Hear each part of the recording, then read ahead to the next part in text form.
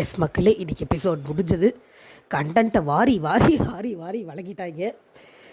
எப்போவும் போல் கமருதீன் கூட வந்து சேர்ந்தோடனே பார்வதி துளுருட்டு போச்சு. பார்வதி கூட சேர்ந்தோடனே கமலனுக்கு திமிராகி போச்சு.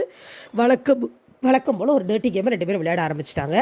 இன்றைக்கி அது மெயின் கண்டென்ட்டாக இருந்தது. பட் அது போகவே நிறைய சப் கண்டென்ட்டு வரிசையாகவே வந்துடுவோம். ஆக்சுவலாக நேற்று நைட்டு ஒரு கேம் நடந்து பதில் லைவ் கட்டாச்சுன்னு சொல்லி நிறைய பேர் போட்டு நீங்கள் பார்த்துருப்பீங்க. அந்த கேமில் பார்வதி ஒரு பெரிய ஃபவுல் பண்ணாங்க, வினோத் ஒரு பெரிய ஃபவுல் பண்ணார்.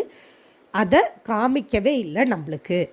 அதாவது வினோத் ஒரு காய்கறி எடுக்கிற கேம் இருந்தது இல்லையா, வினோத் ஒரு காயை எடுத்து அது என்னன்னு தேடிட்டு இருக்கும் போதே கையை தூக்குங்கன்னு சொல்லி பார்வதி சொல்லி கொடுத்தாங்க. அதை பிக் பாஸே அட்ரஸ் பண்ணி பார்வதியை வந்து ஜட்ஜிலேருந்து நீக்கிட்டு சாண்ட்ராவை கொண்டு வந்தாங்க. இது நடந்தது. இதை டெலிகாஸ்டே பண்ணாமல் விட்டாங்க. ஸோ ஆப்வியஸாக இது வீக்கெண்ட் அட்ரஸ் ஆகாது. டெலிகாஸ்ட் ஆகிறதே அட்ரஸ் ஆகிறது இல்லை, ஆகாது எங்கே ஆக போகுது. ஸோ அட்ரஸ் ஆகாது. ஓகேவா? ஸோ இந்த இடத்துல பார்வதியை காப்பாற்றியாச்சு. அவங்க எப்படி பார்வதியை காப்பாற்றுறாங்கன்னு மட்டும் நான் சொல்லிட்டே வரேன் பாருங்க. பார்வதி சாண்ட்ரா பிரச்சனை காப்பாற்றணும். இதுதான் இப்போ சேனலோட முக்கியமான வாழ்நாள் குறிக்கோளாக போயிடுச்சு. ஸோ எப்படி காப்பாற்றுறாங்கன்னு நம்ம பார்ப்போம். இந்த இடத்துல பார்வதியை காப்பாற்றியாச்சு. டைரெக்டாக பிரஜினும் வினோத்தும் ஒரு டீல் போடுறதுலேருந்து இன்றைக்கி 1 hour ஷோ ஆரம்பிக்குது. செயினை நம்ம 2 பேரும் எக்ஸ்சேஞ்ச் பண்ணிக்கலாம் அப்படின்னு சொல்லி ஒரு டீல் போடுறாங்க. இதை நேற்று காலையில் பேசும்போதே அமித் தெளிவாக சொல்லியிருப்பார். செயினை பாதுகாக்கிறது தான் டாஸ்கே ஒழிய நம்மளே எடுத்து கொடுக்கறது கிடையாது. அது வந்து பேசிக் டாஸ்கே குளறுபடி ஆகிடும். விஜேஎஸ் வச்சு செய்வார். வேண்டாம் தெளிவாக டிஸ்கஸ் பண்ண ஒரு விஷயத்த மறுபடியும் லூஸ் மாதிரி பேசுகிறாங்க. இதை விக்ரம் அந்த ஐடியா கொடுத்தப்ப அமித் சொல்லியிருப்பாருன்னு நான் நினைக்கிறேன். விக்ரம் தான் அந்த ஐடியாவே கொடுப்பாரு, எக்ஸ்சேஞ்ச் பண்ணிக்கலான்னு. அமித் இது இன்னைக்கு காலையில் நேற்று காலையில் மட்டும் தெரில, சாரி. ஸோ அதனால் அது எனக்கு கரெக்டாக தெரில. பட் ஏதோ ஒரு இடத்துல அமித் கரெக்டாக சொல்லிட்டாரு. ஆமாம், மேபி இன்னைக்கு காலையாக கூட இருக்கலாம், எனக்கு சரியாக தெரியல. அது தப்புங்க, அது கேமே கிடையாது அப்படின்னு சொல்லி சொன்னோடனே ஓகேன்னு சொல்லி அதை விட்டுட்டாங்க. ஓகே. ஸோ இதுக்கப்புறமா என்ன ஆகுது, காலையில் வினோத் வந்து பேய் மாதிரி வேஷம் போட்டுட்டு போய் எல்லாரையும் பயமுடுத்துறாரு. சரி, அது கேம் ஸ்ட்ராட்டஜினே நம்ம வச்சுக்கலாம், அதை தப்புனே சொல்லலை.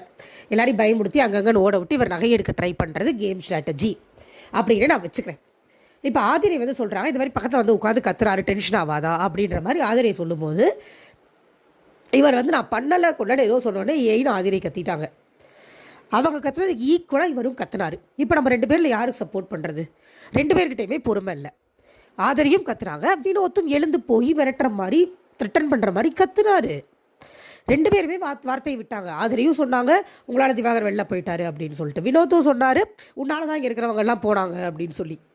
ஈக்குவலாக 2 பேரும் பேசுனாங்க. இதில் நம்ம யார் மேலேயுமே தப்பு இருக்குன்னு சொல்ல முடியாது. இதுக்கு முன்னாடி ஒரு லவ் கட்டன் நடந்தது. காலங்காத்தால் இந்த லவ் கட்டன் மூஞ்சியில் முழிச்சா அதனால் விளங்குமா அப்படிங்கிறதே நம்மளுக்கு பெரிய கேள்விக்குறியாக தான் இருக்குது.